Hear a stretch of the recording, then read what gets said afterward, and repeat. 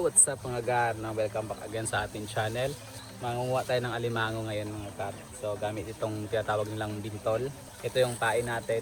Ito ay mga ulo ng tilapia na pinagkuhanan natin ng pinapakain natin sa alimango. So pinofrozen natin kasi sayang at ginagawa natin itong pain minsan sa panggal. Pero ngayon mamintol tayo. So ito yung gagamitin din natin para hindi sayang. Minsan kasi kung hindi ito magamit sa pain, niluluto ko to tapos dinidikdik tapos pinapakain ko sa pato. Tipid-tipid ba? Wow naman! Tapos ito yung tinatawag naming bintol. Ito, yan. Ito yung tinatawag naming bintol mga gar. Tapos ang sistema nito mga gar ay ganun siya oh. Sana matibay pa to kasi matagal ko na to hindi nagagamit. Ganyan siya. Ayan. Ganito yung kanyang itsura. So mamaya ipapaliwanag ko na kung paano to gumagana. Lalagyan din natin to ng pain mga gar para pagka kumain yung alimango makukuha siya mga gar. Sana i-bless tayo sa ating pangunguha ng alimango ngayon. Sana makakuha tayo ng madami. Will you please repeat it?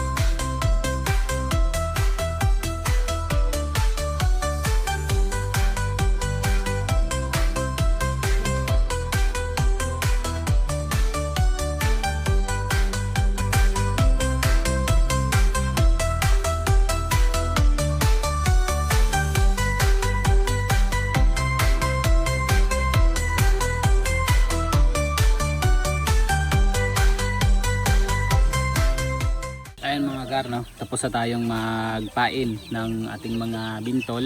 So ito yung bintol natin, merong lubid, tapos merong ito yung naiiwan pag nilalagay natin ito sa tubig, ito yung tanda. So yung pain, ayan, mga ulo yan ng tilapia, tapos binalot ko lang ng screen para matagal maubos. Tapos ganito kasi yung posisyon niya, ganyan. Pagka nilagay natin yan sa tubig, ganyan yung posisyon niya sa ilalim, ganyan siya. Yun, so nandito yung pain, so papasok yung alimango dito, tapos kakain. Pagka tinignan natin, ganon, mahuhulog yung alimango. Sample ito yung alimango, ganyan siya. So papasok siya dito, tapos kakain. Wala na, finish na. Tapos pagka hinila natin itong lubid, may iiwan siyang ganon. Ayan. So hindi siya makakawala. So ganyan yung style ng bintol, So mamaya manghuhuli tayo. Tapos pero kakain muna ako para hindi tayo magutom doon sa kasi baka hapon pa tayo makakauwi. Maya na lang ulit mga gar.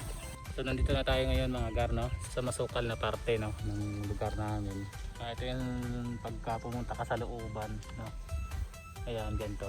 So masukal yan dito at mainit kaya yung pormahan natin ganito. Para tayong ninja dito para hindi madagdagan yung itim natin. So naiatag ko na yung mga bintol natin. So wala pa kasi tayong camera. Ayun na yung bantay ng price daan.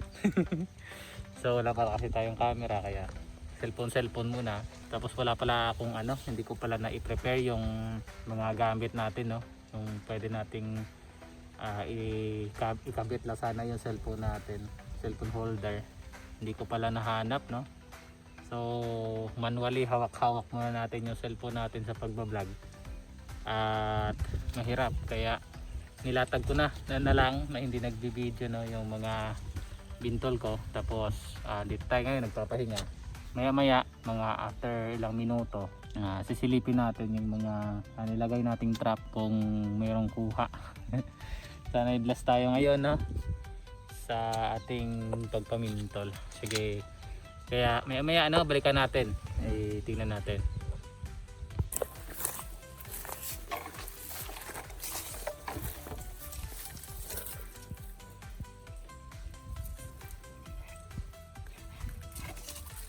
Yun. So kuha agad tayo mga gar,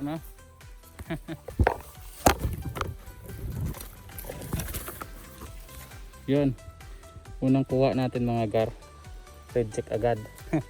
Kaso wala tayong panali. Kinasaludoan kita. Hey! Yun ang problema natin mga gar, wala tayong panali.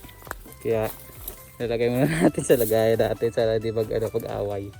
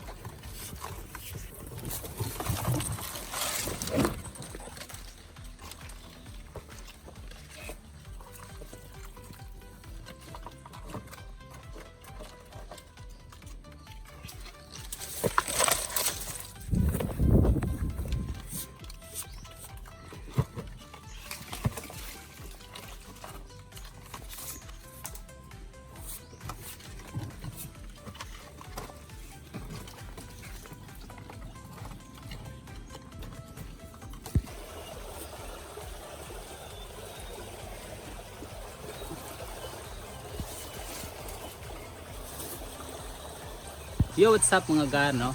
Tapos na tayong mamintol mga gar. And hindi tayo nakapagtuloy-tuloy ng video dahil na-slide tayo at muntik na tayong mahulog sa palaisdaan. Kaya di na ako nag-continue ng pag-video kasi mahirap mag-video na naka-cellphone tapos gapamintol. So, pakita ko sa inyo mga gar, no, kung ano yung nakuha ko, kung ilang piraso sa ating pangunguha, no, ng alimango or pamintol, no, yung term dito sa amin. So ito yung nakuha natin mga gar, no, na alimango, konti lang. Ito lang yung medyo malaki natin mga gar, no. Ayan, no.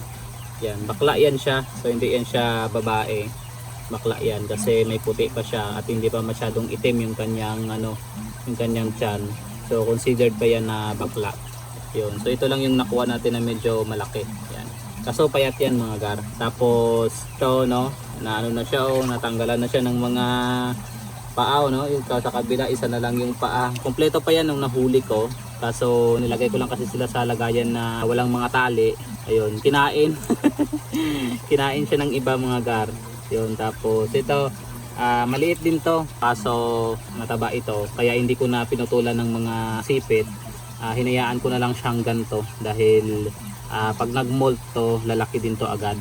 Ayun, tapos ito rin medyo isa sa mga malaki natin na nakuha. Ayan, reject din to. Pag binenta mo to dito sa amin na 120 lang to per kilo, 120 ito. Pero hindi ko to ibebenta kasi papatabain ko to at kung may maghanap ng mga gantong klase ng ng alimango saka natin ibenta.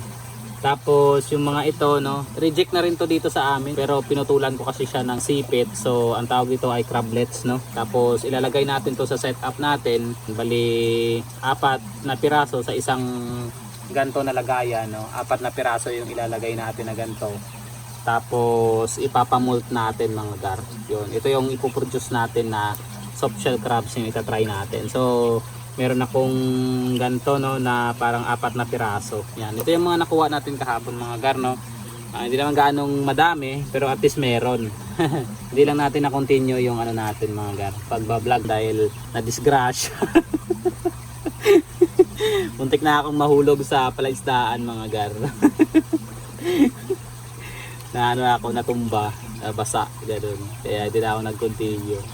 Ito lang yung medyo solid na nakuha natin. Ayan. Good size na rin to, no? Pagka tumaba to at mabenta natin, good size ito mga gar. So yun yung ating pangunguha ng alimango mga gar, no?